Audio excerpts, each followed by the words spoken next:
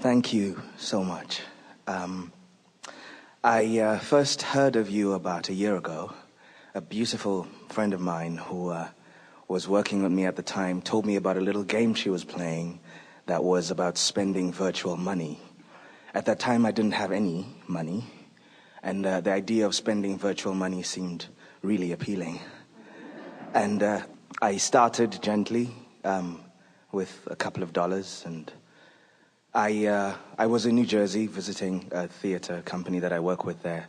And then a sort of momentum started building in my life.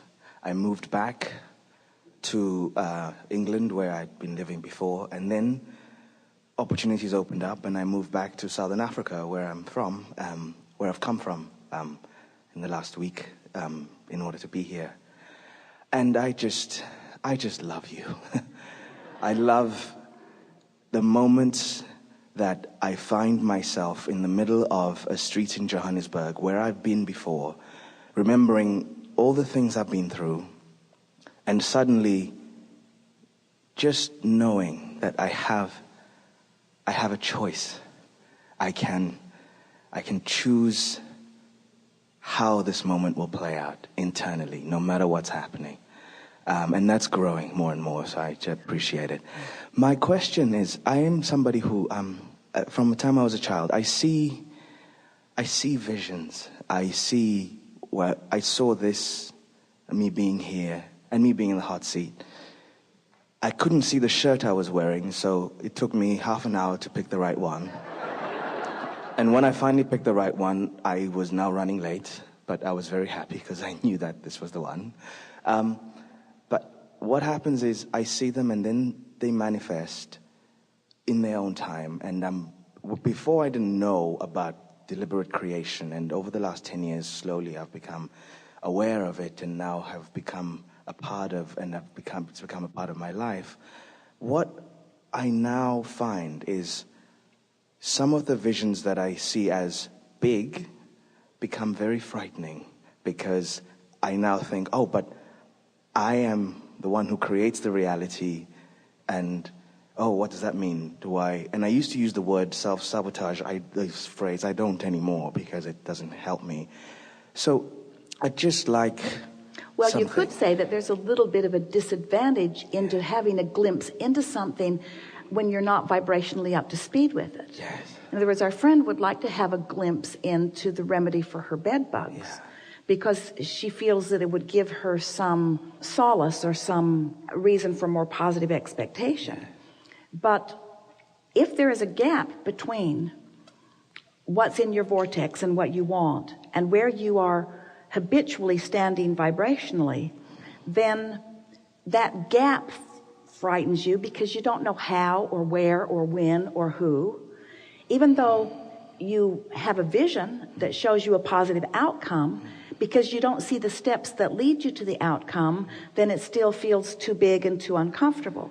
And we would like to say to you that that is in fact the skill that everyone who wants to be a deliberate creator must foster and accomplish. You have to get over that feeling of discomfort in the unobservable or in the inexplainable.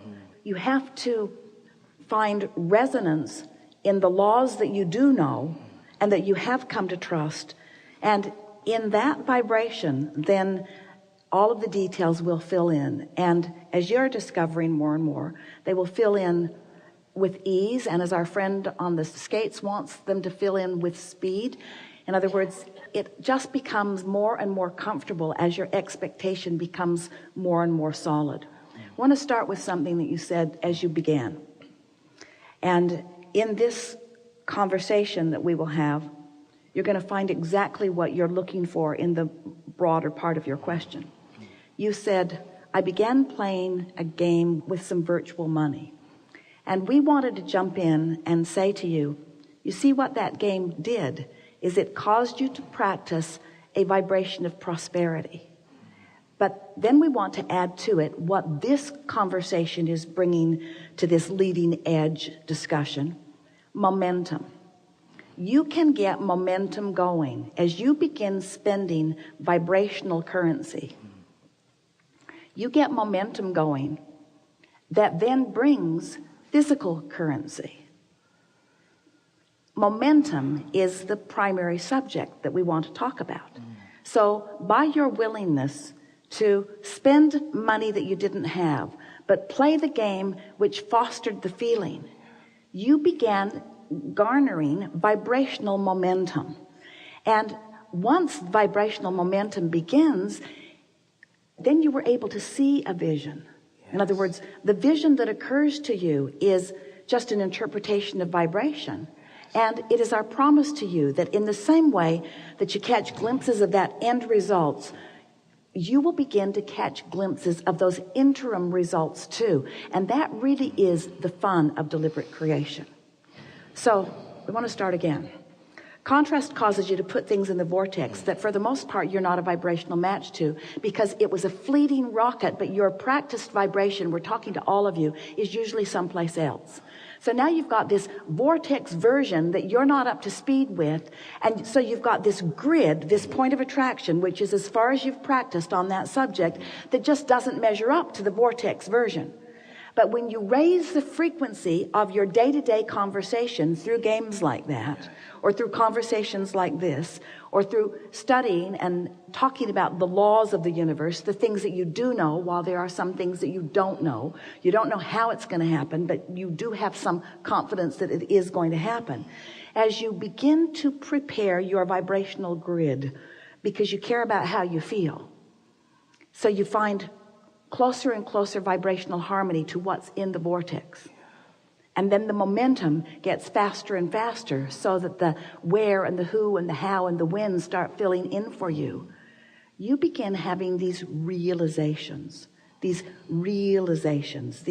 impulses to act, these impulses to be in a certain place, these impulses to have a conversation about a certain thing with a certain person at a certain time.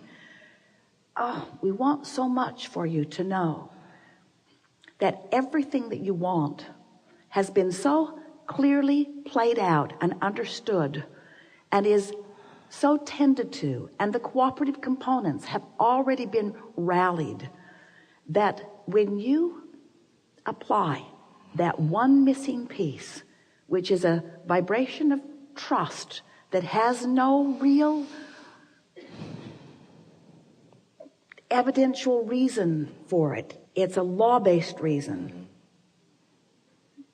because you know that you are a vibrational being, and you know that law of attraction is responding, and you know that you are source energy in a physical body, and you know that you've come with great reason and purpose, and you know that you've launched rockets of desires, and you know that source is on it, and you know that things are always working out for you. As you know with everything that you are, these general things that lay new pipes, then every subject that you've ever requested anything about will come into your realization. And that is exactly the way it is supposed to be. This life is supposed to be about you defining what you want, and then you getting the fun of watching it fill in. You were never intended by you or anyone else to be deprived for even a moment of what you are wanting. This stalling that you're doing is only about sloppy thinking. It's only about being willing to choose less good feeling discs just because they feel more comfortable to you, because you haven't practiced the higher flying discs. That's all. So then all of this knowing is within you, and you begin walking into some of the terminology that defines it, and you feel this powerful resonance, and then you begin applying some of the specifics, and the universe gives you specific results in direct relationship to the vibration that you're choosing. Until before you leave this room today, it's our expectation that every single one of you will know for sure that you've chosen this disc and that it's filling in, and nothing else would be more logical, but that you could choose another disc if you wanted to. But it's not a big deal that you don't, because the disc that's filling in is giving you information too. We've been saying to all of you for a long time that what you think and how you feel and what manifests always match.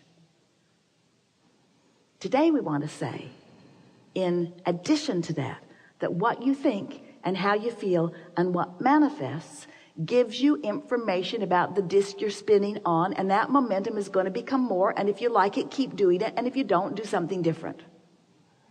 Do something different. It's so easy to do something different now that you understand how it all works, you see. None of you ever throws something in the air and is surprised when it comes right down. I just thought that would keep going. Because your life experience has shown you how these laws of physics work. And now your life experience has shown you plenty about how this law of attraction works. And when you get in sync with it and take control of your own vibration, you are unstoppable, because momentum says you are. But you feel your invincibility. You finally feel your true power. You're finally being who you are. And now you can get on with your reason for being here. And what is that? What's your reason for being here? Fix things that are broken? No. Fun. Joy.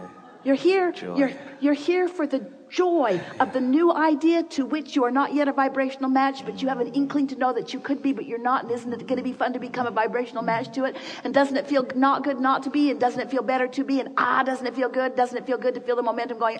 Doesn't it feel great to feel it click into place? And then don't you just love the way the grid fills in confirmation of the new alignment that you just discovered? And aren't you eager for new contrast so you can go do that again? Don't you just love getting better and better and better at deliberate creation? Don't you love being who you were born to be?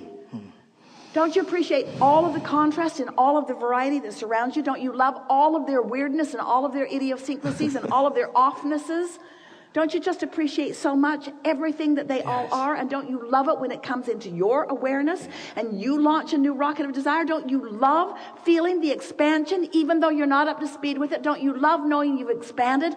And don't you love even more knowing that you can get up to speed with the expansion? And don't you love knowing that when you do get up to speed with the expansion, that the having not been up to speed with the expansion is the reason it feels so good to be up to speed with the expansion? Don't you like all of it? Aren't you going to be so glad when those bed bugs are gone? Yes, you are. Yes, you are. Oh, yes. Not if they're gone, when they're gone, at your hand, at your control, at your vibrational alignment. Don't you love bringing your life into alignment? Isn't that what it's all about? And do you really want to just, oh, that's pretty pleasing, more of that, please, or do you like having to sharpen yourself?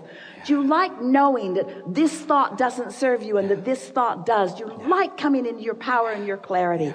And don't you want others to know about it too? And can you teach other than through the clarity of your example? And that's been my biggest lesson. My biggest lesson has been, and wonderful, because my family, and there's a lot of them, extended family, and I always found billions. Yes. Yes, indeed. And I always found that the breaks that I thought were in me were really, I was putting them, I can't even say this, but I was using them to put brakes on myself. Yeah. I was using them to put brakes on myself. And now I am more and more appreciating the different variety of contrast that they give. And I think that's why I've moved back home, because when I was in England, they were far away. It was a bit easier. And when I came to spend time in America, they were even further away. It was a bit easier. Now they're right there. Yeah. And every time something happens, it was something in the recording I heard when you equated the law of attraction to the law of gravity. It was just, it stunned me for days. And now Probably why we did it to you again just now. And yeah, absolutely. We've only done it twice. Yeah.